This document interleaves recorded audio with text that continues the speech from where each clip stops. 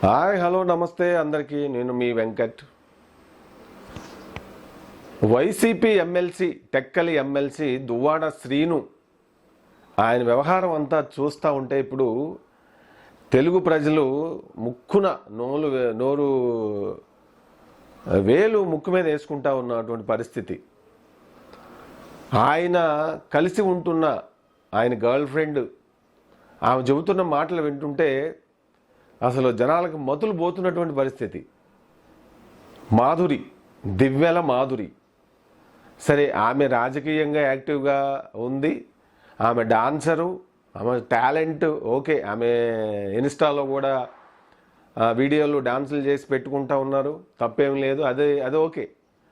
ఆమెకి 3 సంతానం ఉండి 3 ఆడపిల్లలట.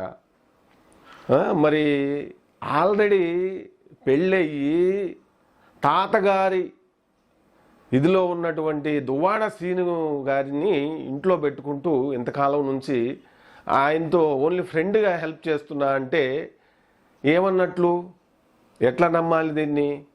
సరే, ఫ్రెండ్ అంటే ఏదన్నా డే టైం వచ్చి వెళ్తారు. ఆమె పెళ్ళయింది, 2-3 పిల్లలు, భర్త ఎక్కడో ఆస్ట్రేలియాలో ఉంటాడు అని చెప్తా ఉన్నారు ఆమె. అసలు మమ్మల్ని ఇద్దరిని కలిపింది కూడా దువ్వాడ శ్రీను గారు భార్య అంటూ ఇట్లా అనేక రకాలుగా నోటుకు వచ్చినట్లు మాట్లాడుతూ ఉంది ఆమె.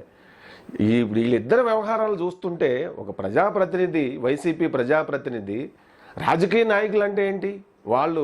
వాళ్ళ నియోజకవర్గ ప్రజలకి బాధ్యులుగా ఉండాలి కదా, ఆదర్శవంతంగా ఉండాలి కదా. మరి వైసీపీలోనే ఇటువంటి నాయకులు ఎందుకు పుట్లుగా బయటకు వస్తూ ఉన్నారు? గతంలో మనం చూసినట్లయితే ఆయన అంబటి రాంబాబు గారు వ్యవహారం, అప్పుడు ఆడియో లీకులు అవన్నీ మనం విన్నాం. ఆయన ఎంత బొంకినా అది మీడియాకి బహిర్గతం అయింది. ఏది ఒక లేడీ విషయంలో గెస్ట్ హౌస్కు రా, అక్కడికి వచ్చాక అన్నీ ఇదే అని చెప్పి అది ఎంత తెలుగు సమాజానికి తెలుసు. ఆ తరువాత ఇక Hindupur X-MP YCP party Madhav, మరి ఆయన ఎంపీ, ప్రజాప్రతినిధి, ఎంపీ, పార్లమెంటు సభ్యుడు, మరి ఎంత బాధ్యతాయుతంగా ఉండాలా? నగ్నంగా ఒక వీడియో ఎవరో మహిళకి ఫోన్ చేస్తూ పట్టుపడ్డడం, అది బయటకు వచ్చింది. అతని రాజకీయ జీవితమే నాశనం అయిపోయింది. ఆదర్శంగా ఉండాల్సినటువంటి రాజకీయ నాయకులు, ప్రజాప్రతినిధులు వీళ్ళు ఎంత ఆదర్శంగా ఉంటున్నారు, ఏ విధమైనటువంటి మెసేజ్లు ఇస్తున్నారు అనేది చూడాలి. ఇక్కడ సామాన్యుల జీవితాల్లో, మనలాంటి వాళ్ళ జీవితాల్లో అనేకం జరుగుతుంటాయి. మనమేమి ఎవరికి ఆదర్శాలు కాదు, కానీ మనం బాధ్యతగా ఉండాలి. మనలాంటి వాళ్ళని చూసి అరే ఇట్లా ఉండాలి అనేటువంటి రోల్ మోడల్గా ఉండాలి కదా. మరి వాళ్ళ నియోజకవర్గ ప్రజలకి అకౌంటబిలిటీగా ఉండాలి కదా. ఇప్పుడు దువ్వాడ శ్రీను గారు ఏం చేస్తున్నాడు? ఆయన భార్య మీద కోపంతో, భార్య మీద కక్ష ఇటు గమనించాల్సినటువంటిది. కక్ష సాధింపు చర్యలు ఎట్లా? వీళ్ళ మాజీ ముఖ్యమంత్రి జగన్ గారి నుంచి మరి ఈ మైండ్లన్నీ ఒకటే కదా. కక్ష, గ్రడ్జ్, భార్య మీద కోపం ఉంది, వాళ్ళిద్దరి మధ్య సయోధ్య లేదు, కక్ష కట్టారు. ఏది? దువ్వాడ శ్రీను ఆమె మీద కక్షతో ఇల్లు వదిలేసి, మరి ఇద్దరు ఒక ఆమెకు పెళ్ళి అయిపోయింది ఆల్రెడీ, ఆమె లవ్ మ్యారేజ్ చేసుకుంది.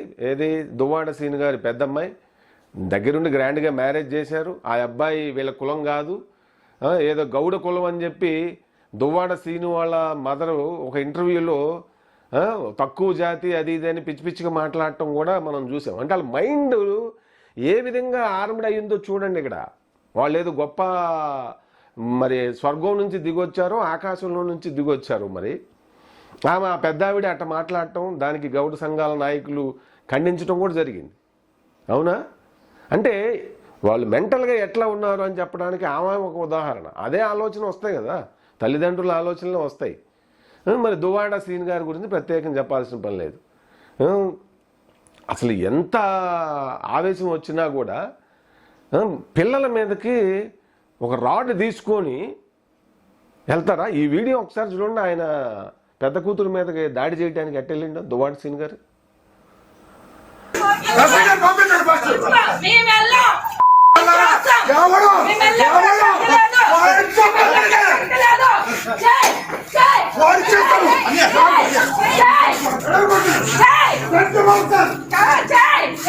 చేస్తున్నారు అందరికీ తెలుసు.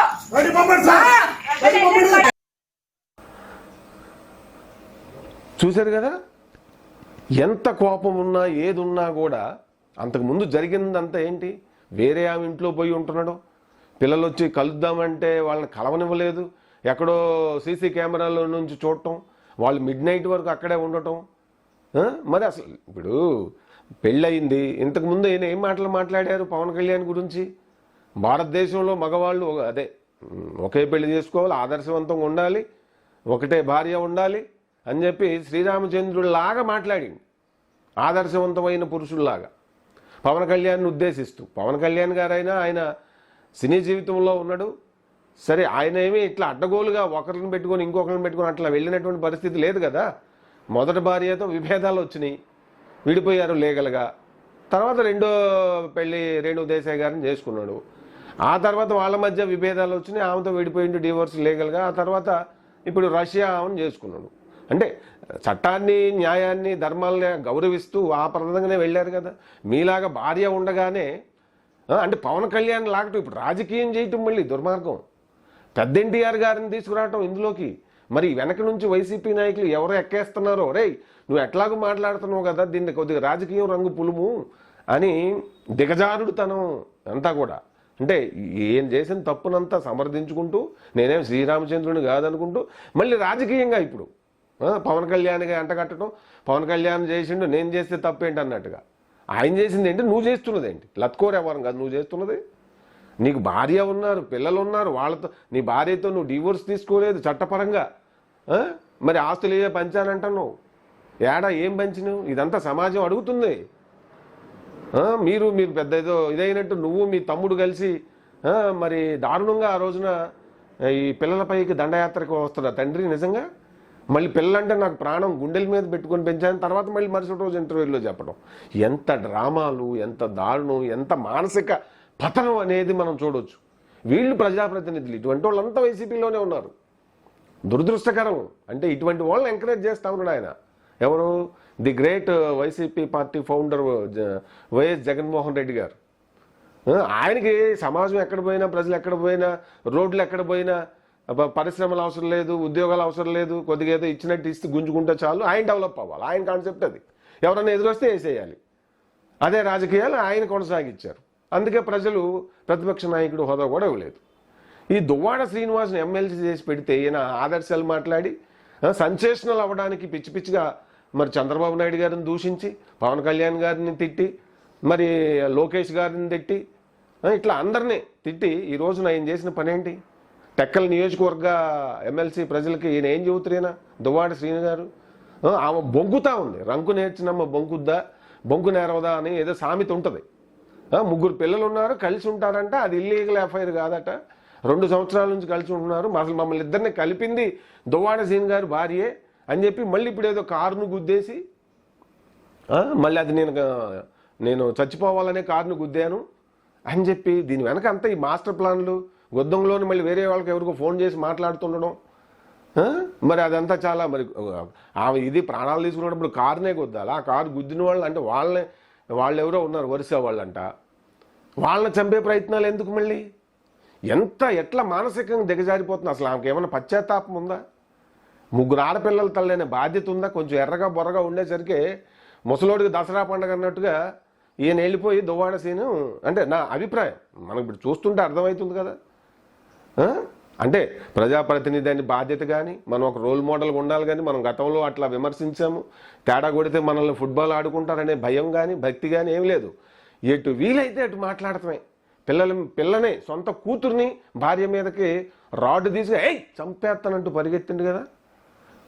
తర్వాత మళ్ళీ ఇంటర్వ్యూ పెట్టి నా పిల్లలకి నేను గొడుగునై ఉంటా, నా భార్యతో నాకు విభేదాలు ఉండొచ్చు, కానీ నా బిడ్డలకి నేను గొడుగులాగా ఉంటాను అని చెప్పి కాకమ్మ కథలు చెప్తా ఉన్నాడు. మరి ఆ పిల్లలు అడుగుతుర్రు కదా, మాకు సెటిల్ చేసేసి నీ సావు ఎక్కడానే సావమని. మరి వాళ్ళ ఆస్తుపాస్తుల పరంగా అన్నీ అప్పులమయం అని చెప్పి ఆమె చెప్తా ఉన్నారు, వాణి గారు అంటే దువ్వాడ సీను గారు భార్య గారు. మరి ఏమన్నా ఉంటే ఇప్పుడు తీసుకెళ్ళి ఆమె తగలబెట్టేటట్టు ఉన్నాడు వాస్తవంగా చూసుకుంటే.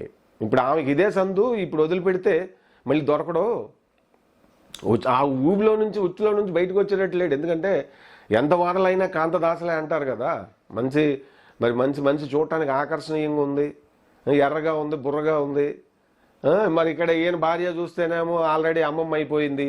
అంటే ప్రకృతి పరంగా శారీరక అవసరాలు ఉంటాయి, కానీ ఈయనకి శారీరక అవసరాలు మరి దానికి నీకు నచ్చకపోతే మీ భార్యతో డివోర్స్ ఇవ్వాలి, అవన్నీ ఉంటే పిల్లలకి బాధ్యతాయుతంగా ఉండాలి, నువ్వు ఒక ప్రజాప్రతినిధివి, మరి అవన్నీ ఉంటాయి. ఆ బాధ్యతలన్నిటికీ నువ్వు రాజ్యాంగబద్ధంగా చట్టపరంగా చేయాల్సిందంతా చేసి మరి నీ భార్యతో విడాకులు ఇచ్చి అప్పుడు ఏమైనా పెళ్లి చేసుకుంటే చేసుకో. అది సమాజం యాక్సెప్టెడ్, అట్లా రాజ్యాంగం న్యాయపరంగా ఉంది, చట్టపరంగా ఉంది కదా. ఆమెమో కలిసి ఉంటుందంట, ఇద్దరి మధ్య ఏమి ఉండదంట, కానీ అక్రమ సంబంధం అనకూడదంట, అంటే చచ్చిపోద్దంట. ఇట్లా బ్లాక్మెయిల్ చేస్తూ ఉంది సమాజాన్ని. ఆమె ద గ్రేట్ దివ్యల మాధురి గారు అనే ఆమె టాలెంట్ ఓకే, డాన్స్లు వేసుకోవచ్చు, ఆమె డాన్సరు, దాని గురించి నాకేం అభ్యంతరాలు లేవు. టాలెంట్ ఉండాలి, చేయాలి, సోషల్ మీడియాలో ఎవరి ప్రతిభనాలు ప్రదర్శించుకోవచ్చు, దాని వరకు తప్పు పట్టాల్సింది ఏం లేదు. కానీ ఇప్పుడు ఈ వాణి గారి విషయంలో ఆమె మాట్లాడుతున్న మాటలు అడ్డగోలుగా ఉన్నాయి. ఏమన్నా బాధ్యత ఉందా, ఏమన్నా పశ్చాత్తాపం ఉందా? అదేంటంటే ఆమె నన్ను ఇది చేసిందని చెప్పి అంటా ఉంది. మరి నీకు 3 ఆడపిల్లలు ఉన్నప్పుడు ఎస్ఎంఎస్లు ఎందుకు ఇచ్చావు? You are looking handsome. మరి వాళ్ళ పెద్దమ్మాయి చూపించింది కదా, యు ఆర్ లుకింగ్ హ్యాండ్సమ్. అవన్నీ అంటే ఏ ఉద్దేశాలు ఉన్నాయి రాజకీయంగా?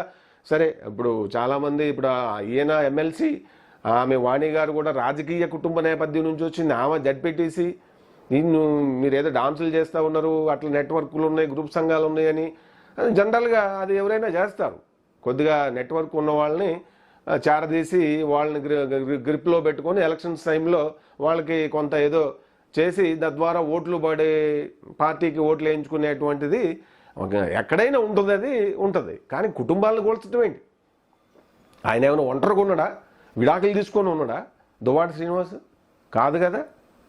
సరే, ఆయన ఏమైనా చిన్నపిల్లోడా? తాతగారి వయసు వచ్చాక బాధ్యత లేకుండా, బుద్ధి లేకుండా పిచ్చి పిచ్చికి మాట్లాడుతూ పిల్లలు వెళ్ళి ప్రశ్న చేస్తే వాళ్ళ మీదకి ఆ రాడ్లు తీసుకొని కొట్టడానికి, చంపడానికి వెళ్తారు. ఈయన ప్రజాప్రతినిధా? ఇటువంటి నాయకులు మొన్న విజయసాయిరెడ్డి 68 ఏళ్ల వయసులో మరి బుద్ధి జ్ఞానం లేకుండా ఆయన ఎట్లా చేసిండు అనేది సమాజం అంతా చూసింది. నాకేం తెలియదు, తెలుగుదేశం వాళ్ళు కూటమి వాళ్ళు చేస్తున్న కుట్రని ఆయన బొంకిండు. చివరికి మరి శాంతి హస్బెండే ఏమన్నాడు, నువ్వు దమ్ముంటే DNA టెస్ట్కి రమ్మంటే సప్పుడు లేడు, పారిపోయిండు. దాని గురించి ఏం మాట్లాడడం. అటు ఈ మొత్తం చూడండి, ఇక్కడ ఎటువంటి నాయకుల్ని వైసీపీ పార్టీ ఎంకరేజ్ చేస్తూ ఉంటుందో, ఇటువంటి దౌర్భాగ్యం అంతా ఈ పార్టీలోనే ఉన్నారు. సో వీళ్ళు ఆంధ్ర ప్రజలకి మరి గౌరవ ప్రజాప్రతినిధులంటే మనం మరి ఏమైపోవాలో ప్రజలే ఆలోచించుకోవాలి. నిజంగా చట్టపరంగా కానీ చట్టం వీళ్ళ సంతోషాల కోసం ఏదైనా చేస్తారు వీళ్ళు. ఇప్పుడు బదనాం అవుతూ ఉన్నారు. పెద్ద ఎన్టీఆర్ చేసుకోలేదా అంటాడైనా. పెద్ద ఎన్టీఆర్ ఆయన పరిస్థితి ఏంటి? 60 ఏళ్ళు అయిన తర్వాత భార్య గారు జరిగిపోతే మరి ఎవరి కుటుంబాలు వాళ్ళు ఉంటే ఆమెని 2వ వివాహం చేసుకోవడం అనేది జరిగింది. అది ఆయన భార్య ఉండంగా చేసుకున్నారు. అది ఇట్లా పోలిక చేసుకొని మళ్ళీ వాళ్ళని లాగి నేను చేస్తున్నది కరెక్ట్ అని జస్టిఫై చేసుకునే ప్రయత్నాలు చేయటం, ఈ బదనాం కార్యక్రమాలన్నీ కూడా బాధ్యత ఉందా? ఇటువంటి వాళ్ళన మీరు ఎంకరేజ్ చేసేది ఆ పార్టీ? ఇటువంటి వాళ్ళు మాత్రమే చేస్తుందేమో. ఆ పిన్నెల్లి రామకృష్ణ లాంటి ఆయన అంతే, వెళ్ళి పగల కొడుతుంది, ఏదైతే పగల కొడతారో అసలు నేను రాలేదు బయటికి అని చెప్పి బొకాయిస్తారు ఆయన. వామ్మో, వాయ్యో, ఓరి నాయనో, మహాప్రభో, ఏంటి ఈ విపరీతం? ఇంకెన్ని ముందు బయటపడతాయో, ఎన్ని చూడాలో.